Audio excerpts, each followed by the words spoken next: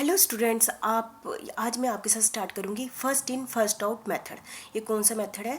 जब store department के पास सामान आ गया है और स्टोर लेजर में उसकी एंट्री हुई है, रेट लिखे हुए हैं हर चीज़ का जो हमने सप्लायर से लिया है और बाकी खर्चे मिला के जो कॉस्ट पड़ी हुई है वो हमने लिख दिया है। अब देखो, यदि वो महीने में 5 डेट पर सामान मंगाता है, हो सकता है 5 डेटों पर जो उसको सामान आया वो अलग अलग रेट पर आया हुआ है, तो वो किस रेट पर प्रोडक्शन डिपार्टमेंट को दे, स्टोर डिपार्टमेंट प्रोडक्शन डिपार्टमेंट को किस रेट पर सामान दे। ठीक है, जैसे कि हो गया, मैं एग्जांपल से इसी वीडियो में आपको समझाऊंगी। फर्स्ट इन फर्स्ट आउट, या फर्स्ट इन फर्स्ट आउट आप नाम से ही समझ रहे हैं, जो सामान पहले आया है वो पहले दे दो, और जो पहले जिस सामान की जो कॉस्ट थी उस हिसाब से दे दो, बस। फर्स्ट इन फर्स्ट आउट, या आप थोड़े एग्जाम्पल से मेरे ख्याल से ज़्यादा समझेंगे। First in first out method क्या है? मटेरियल परचेज, हमने परचेज किया और received first and deem to be issued first. जो सामान मेरा पहले आया ना, जैसे कि समझो कोई भी आया, 500 यूनिट आया, 600 यूनिट आया, 700 यूनिट आया, तो पहले जो मैंने इशू करना है, तो पहले मैं पहले वाला 500 वो दूंगी, दूसरे वाला 600 उसके बाद दूंगी, और तीसरे वाला 700 उसके बाद दूंगी, उसमें से दूंगी। पहले जैसे जैसे आया वैसे वैसे दूंगी, ऐसा नहीं कि जो बाद में आया उसको, चाहे सामान एक जैसा है, जो पहले आया, जो मेरे पास पुराना पड़ा हुआ पहले पुराना निकालूंगी, और मैंने नंबरिंग जैसे जैसे सामान मेरे पास आया हुआ है तो मैं पहले पिछला सामान निकालूंगी, उसको कहेंगे फर्स्ट इन फर्स्ट आउट, और वो रेट भी वही लगाऊंगी, जो पहले वाला सामान आया उसका जो रेट था, और दूसरे नंबर पर रेट उस समय से जो सामान जैसे जैसे आया ना उसका रेट वैसे वैसे लगा देना है। ऐसे is the price for the earliest मतलब जो पहले आया, lot of the material in hand is taken as the base of charging out the material issue. Theory आप समझ गए होंगे, पर मैं आपको एग्जांपल से ज़्यादा अच्छे ढंग से समझेंगे, इसलिए मैंने एग्जांपल बनाई है। ये देख लो, जैसे 1 जनवरी को स्टॉक पड़ा हुआ है 500 क्वांटिटी का, 1 जनवरी को स्टॉक कितने का पड़ा हुआ है? 500 क्वांटिटी का पड़ा हुआ, और किस रेट पर पड़ा हुआ है? एक पर यूनिट का रेट कितना है? 20, मतलब कितना हो गया? 500 गुना 20, 10,000 हो गया। 10,000 का सामान 1 जनवरी को कंपनी के पास पड़ा हुआ है, और 1 फरवरी को उसने प्रोडक्शन डिपार्टमेंट को 300 यूनिट दे दिए, 500 में से 300 यूनिट दे दिए। अब उसके पास स्टोर डिपार्टमेंट के पास कितना बच गया? 200 यूनिट बच गया, 500 दे दिया, अभी इशू कर 300 यूनिट कर दिया। अब किस रेट पर देगा? नेचुरली ये एक ही सामान ऊपर पड़ा हुआ 20 रुपये के हिसाब से वो प्रोडक्शन डिपार्टमेंट को दे देगा, है ना। इशू देना ना, स्टोर डिपार्टमेंट प्रोडक्शन डिपार्टमेंट को किस यूनिट के हिसाब से देगा? 300 गुना 20 के हिसाब। ये सारी एंट्री कहाँ करेगा? स्टोर लेजर में करेगा, जो आपकी बुक में एक परफॉर्मा दिया हुआ है, ये पेपर में वैसा बनाना है। ये तो मैं आपको समझा रही हूँ, ये समझा के तो आपका परफॉर्मा अच्छे से बन जाएगा। ठीक है, 200 यूनिट पर, ठीक है, और 200 यूनिट किस रेट पर बचे? 20 रुपये के हिसाब से। फिर 1 मार्च को उसने फिर परचेज कर लिया, यहाँ पर बैलेंस कितना बच गया? 200 यूनिट और 20 रुपये के हिसाब से बच गया। और 1 मार्च को उसने फिर से परचेज कर लिया 800 यूनिट, और एक यूनिट की रेट कितनी है? 22 रुपये। अब 2 रेट हो गए ना, यहाँ पर 200 पड़े हुए हैं 20 रुपये के हिसाब से, 800 पड़े हैं 22 रुपये के हिसाब से। अब 1 अप्रैल को उसने 400 इशू करने हैं, 1 अप्रैल को उसने कितने करने हैं? 400 इशू करने हैं।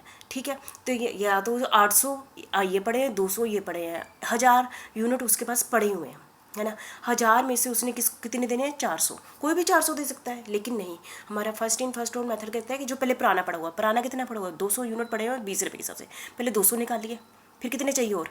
200 और चाहिए, फिर 200 800 में से 200 देने हैं, 200 22 रुपये के हिसाब से, 200 20 रुपये के हिसाब से दे दिए, और जो 200 और चाहिए 200 22 रुपये के हिसाब दे दिए, और कितने बच गए?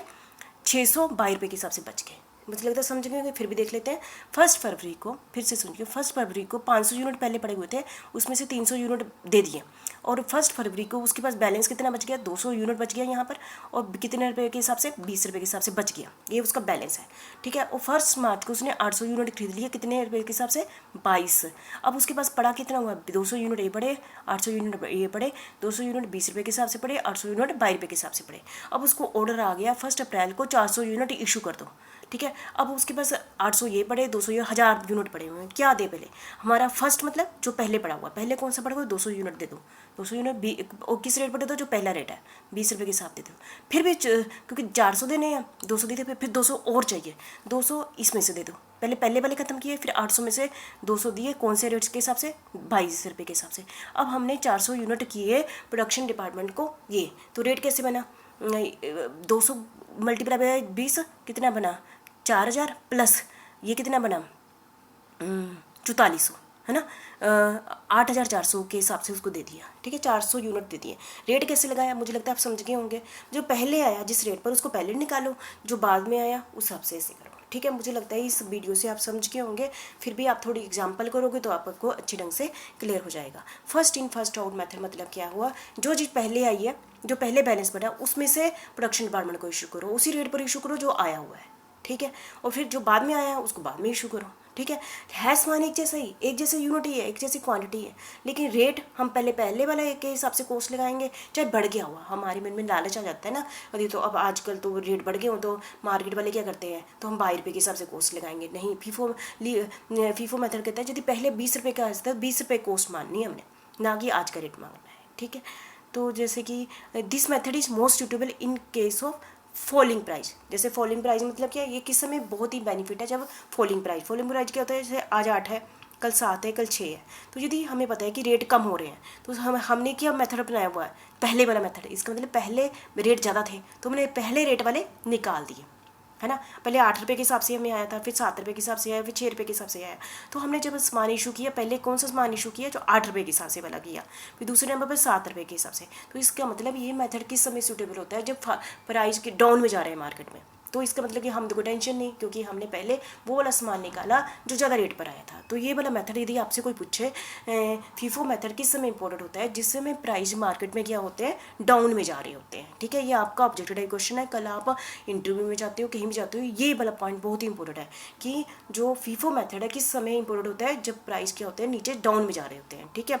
और costing principle as the material are charge to production, और एक्चुअल में हमने जो सामान दिया पहला वो निकाला और उसकी कॉस्ट भी वही लगाई जिस रेट पर हमें आया हुआ है ना। Accounting flow and physical flow material is the same. Accounting में भी वही एंट्री होगी और फिजिकल में भी वही हम सामान दे रहे हैं जिस कॉस्ट पर आया है। The value the stock in hand would be close to the current market price. जो हम अब हमारे पास कौन सा सामान बचा है, लास्ट वाला बचा हुआ है, और लास्ट वाला रेट ही बचा हुआ है। जैसे मैंने पूछा ना 22 रुपये का, 800 यूनिट से 200 इशू कर दिए, 600 यूनिट बचे ना, 600 यूनिट 22 रुपये के हिसाब से बचे हैं, वो मार्केट के नज़दीक होगा, क्योंकि वो हमने अभी करंट ही खरीदे थे, और जो हमने पुराने खरीदे तो पुराने के रेट से दे दिए। तो इसलिए ये फीफो मेथड उस समय सूटेबल है किस समय आप जो अब कल आपने मैनेजर बनना है तो फीफो मेथड किस समय सूटेबल है, जब मार्केट में प्राइस नीचे को जा रहे हैं। क्योंकि फिर जो यदि प्राइस में मार्केट हमने एंड वाला जो सामान हमने खरीदा है वो कम रेट पर खरीदा होगा ना, तो इसका मतलब क्या है कि अब हमें डर की बात नहीं है, हमने ज़्यादा रेट वाला सामान पहले ही निकाल दिया है, ठीक है। इसलिए फॉलिंग प्राइस के केस में कौन सा मेथड इम्पोर्टेंट होता है, फीफो मेथड इम्पोर्टेंट होता है, ठीक है। तो मुझे लगता है समझ गए होंगे। Thank you very much. और वैसे भी आपने 1-2 एग्जांपल कर लेंगे तो इसको बहुत अच्छे ढंग से क्लियर हो जाएगा। ये तो मैंने एक छोटी सी एग्जांपल ली, इसको ही हम स्टोर लेजर बनाएंगे तो आपको क्लियर हो जाएगा, ठीक है।